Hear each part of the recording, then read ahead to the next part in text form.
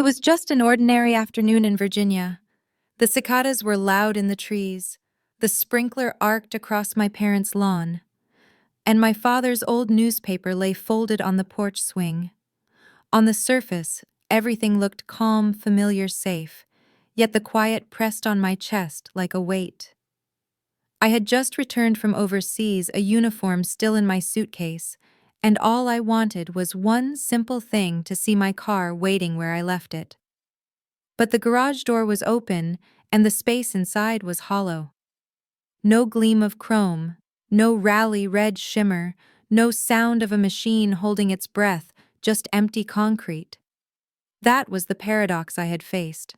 Desert firefights and foreign battlefields. But nothing prepared me for the silence of that garage.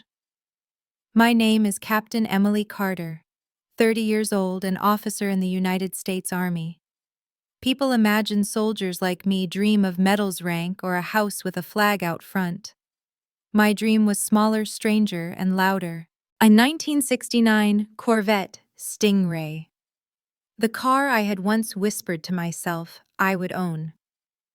That promise began in my grandfather's garage when I was 7. He was a World War II veteran, his back bent but his hands steady as he rebuilt engines piece by piece.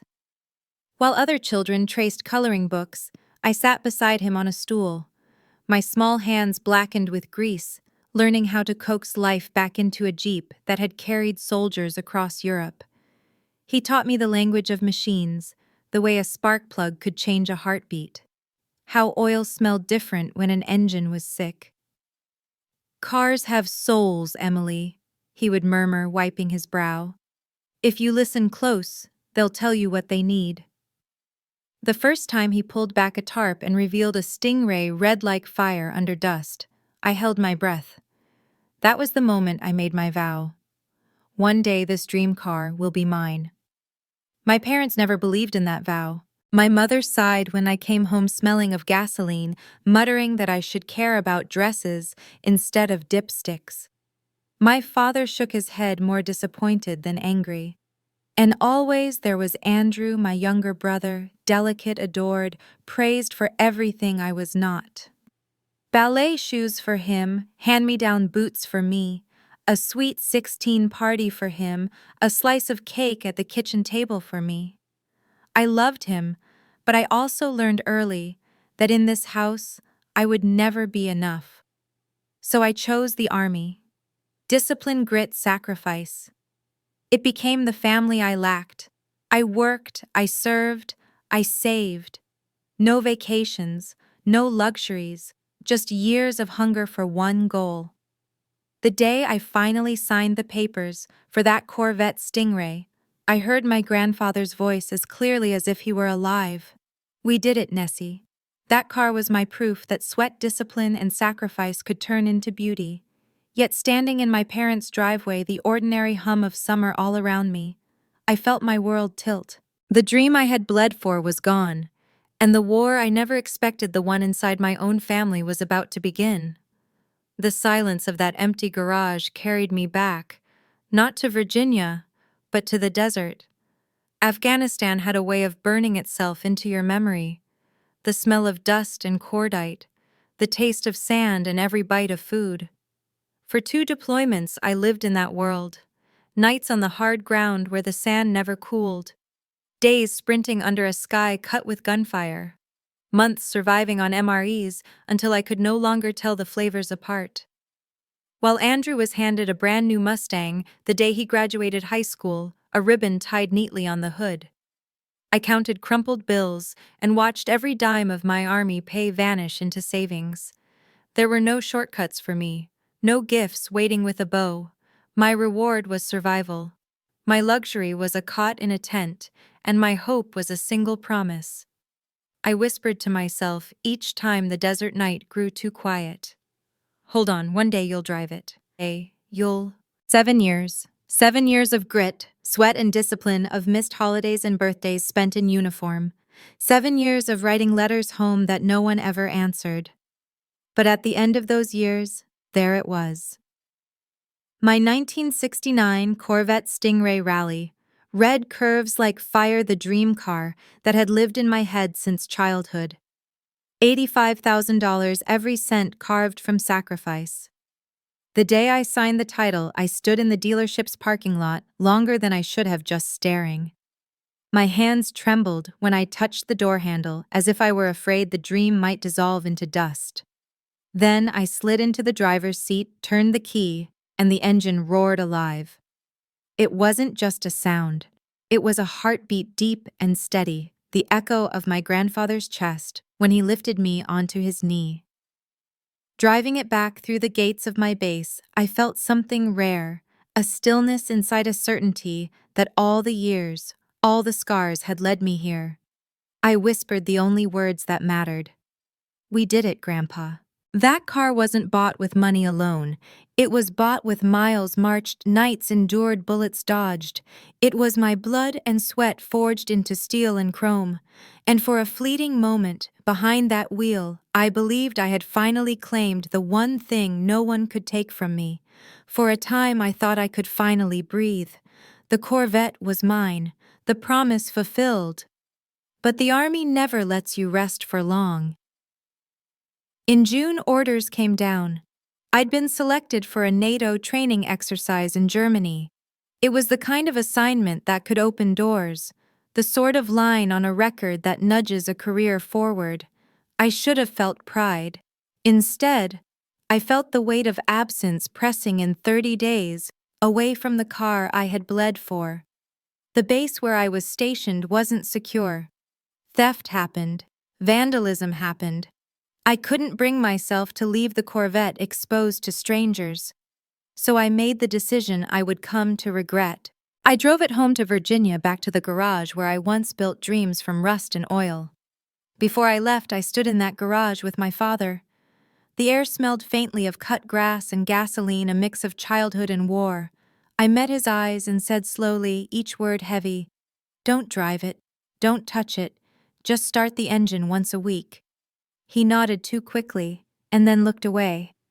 That flicker, so brief, I almost doubted I saw it, stirred something uneasy in me. That evening we gathered for dinner, the four of us at the same table where I had once counted candles while Andrew blew them out. He was scrolling his phone between bites of steak, sighing loud enough for the walls to hear. "All my friends are going on Caribbean cruises," he whined, eyes fixed on the screen. "Meanwhile, I'm stuck here broke. Life's just unfair." My mother reached across the table, resting her hand on his shoulder with the kind of tenderness I had long since forgotten. "Oh, sweetheart," she said softly, as though he carried the weight of the world. My father cut his meat in silence. I sat there, fork idle, the taste of iron on my tongue. The Corvette keys burned in my pocket like a warning.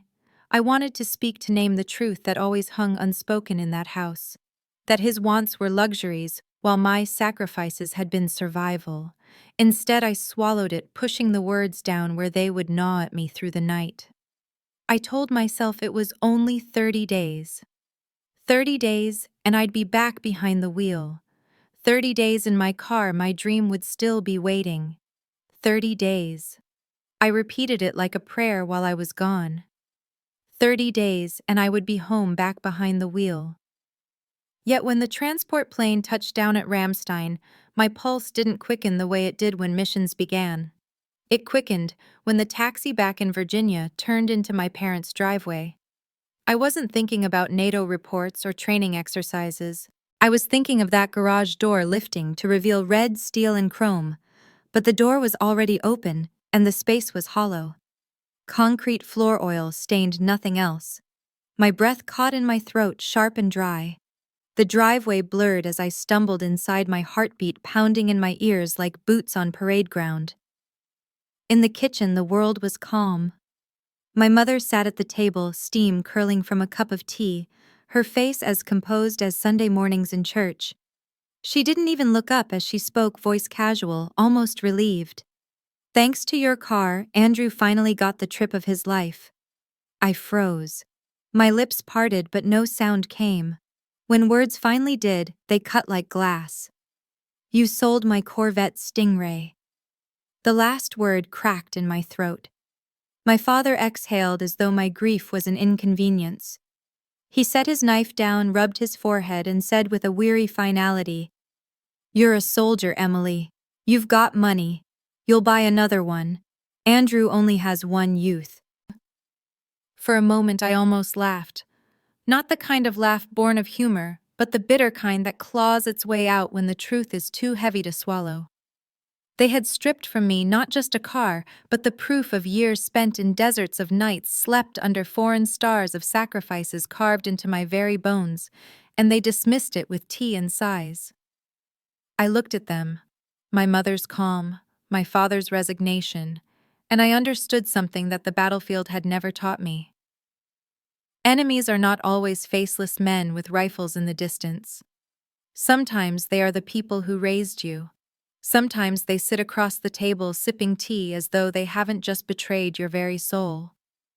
For a long moment, I stood there in silence staring at the people who had just dismantled 7 years of my life with a shrug. Then slowly, the sound broke out of me. A laugh. Not the brittle laugh of grief, but something sharper, edged with bitterness. My mother's teacup trembled at the sound. "You sold a car," I said. Finally, my voice low. "That didn't even belong to me." Their eyes widened, confusion flickering into unease. My father leaned forward, his brows furrowed.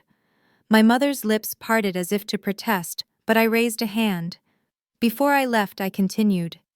"Sergeant Miller, the man who once pulled me out of an ambush in Afghanistan, told me something I couldn't ignore. Never leave your treasure unguarded in the wrong hands." So I listened. I switched the cars. I let the words sink in. The real Corvette Stingray is safe. It's in Miller's garage right now, locked behind steel, untouched. My mother's hand flew to her mouth. My father sat back in his chair, color draining from his face. "What you sold," I went on, "was a replica, a near-perfect build owned by Major Ryan." My voice steadied, though my pulse hammered in my throat. "My boyfriend. He loaned it to me for one purpose: to test your loyalty." The kitchen felt smaller with each word, the air taut as wire. And then the door opened. Ryan stepped inside in full uniform, his presence filling the room like a cold front. His eyes, hard and unblinking, swept over my parents before his voice cut through the silence. "You just committed auto theft. Fraud in Virginia. That can mean 10 years behind bars." The weight of his words landed like artillery. My father's face turned ashen. His jaw clenched, but no words came. My mother's hands shook as she whispered, We didn't know." But I had learned something the army drilled into us, something that could never be unlearned. Ignorance is not a defense. I looked at them then, not as a daughter begging for recognition, but as a soldier who had finally seen the battlefield for what it was. And for the first time, I didn't feel small in that house. I felt like the ground itself had shifted. The silence finally broken, and all the years of dismissal turning back on them like a mirror. They could not escape. The silence after Ryan's words was broken not by my parents, but by the sharp ring of my phone. For a moment I almost didn't answer, but something in my gut told me to. "This is Peter Wallace," a man's voice said, firm, clipped, military in tone. "I just bought a Corvette Stingray from your parents. There's a problem with the paperwork." The name struck a chord. Wallace, former Marine. I remembered hearing of him once, a collector who treated cars with the same respect soldiers gave their rifles. Straightforward, principled, and above all, a man who understood the law. I swallowed hard. "Where did you get my number from the bill of sale?" he replied.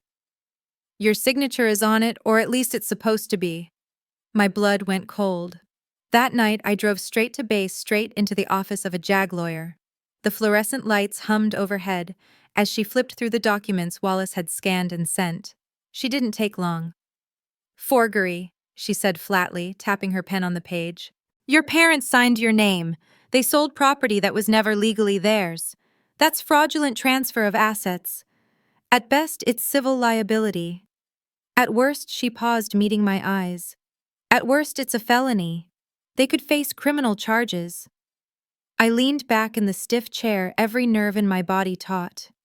Outside, the flag on the parade ground snapped in the night wind. Inside, my family's betrayal was being catalogued into legal language fraud, forgery, theft, cold words for wounds that still bled. And then my phone buzzed again. Not Wallace this time. Social media.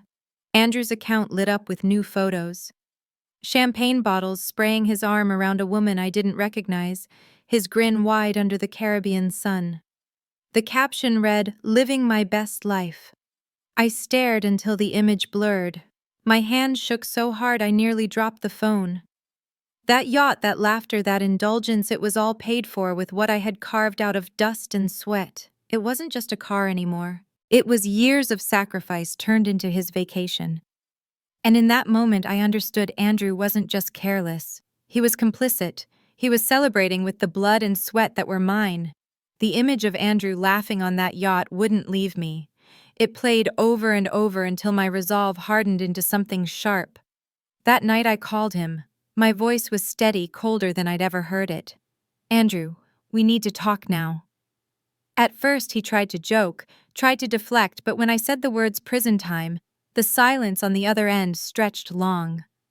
I could almost see the color drain from his face through the phone. Within an hour, he was home.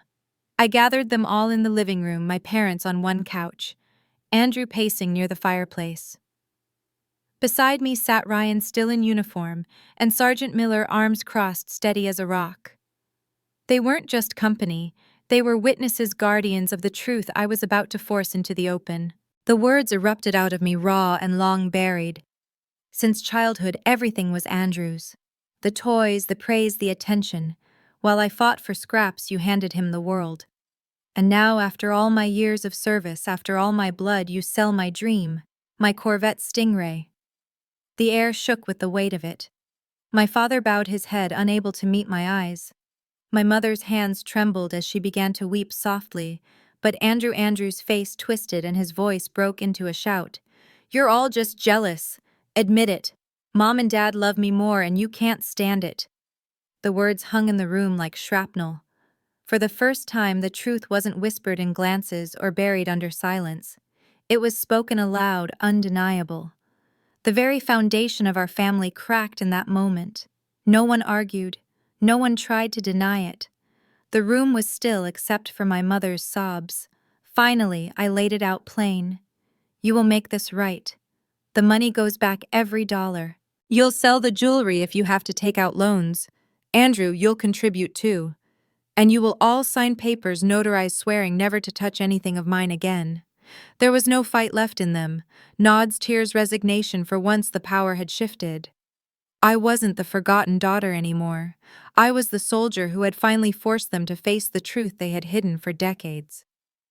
And they knew as well as I did that nothing would ever return to the way it was. The weeks that followed were quiet, the kind of quiet that feels heavy like the aftermath of a storm. Papers were signed, debts arranged, and silence settled into the corners of the house where arguments used to live. But beneath it, something had shifted. One evening, months later, my father appeared in the garage doorway. He cleared his throat the way men do when words feel foreign on their tongues. "Emily," he said softly, "do you want to help me fix up George's old Jeep? I'd like to learn." For a moment I couldn't speak. He wasn't asking about cars. He was asking for connection, for a bridge across the years of distance. It wasn't an apology in words, but it was close enough. My mother started therapy around that time. She began to speak differently, tentative but aware, as though she had finally recognized the patterns she once called love, but which had always been chains. Andrew, stripped of the easy money he had once leaned on, stumbled into the working world. For the first time in his life, he paid his own bills. His laughter quieter, his eyes less sure. And me. I went back to the road. The Corvette Stingray roared to life beneath my hands, its engine note filling the Virginia air as if it were echoing the beat of my own heart. I drove the coastline, the ocean stretching wide to my right, winded, tangling through my hair. For the first time in years, I wasn't looking over my shoulder. That car had been my promise, my burden, my test. Now it was something more. It was proof, not that I had beaten them, but that I had endured them. Proof that I was strong enough to draw lines, to say no, to confront betrayal without letting it hollow me out. As the sun dipped low, I caught sight of myself in the rear-view mirror. My reflection was steady, unflinching. I whispered into the wind, "This isn't just a dream car. It's the proof that I'm no longer their shadow. I am my own." And the Corvette answered with a growl, a sound not of victory, but of freedom. If this story touched you, I'd love to hear your thoughts.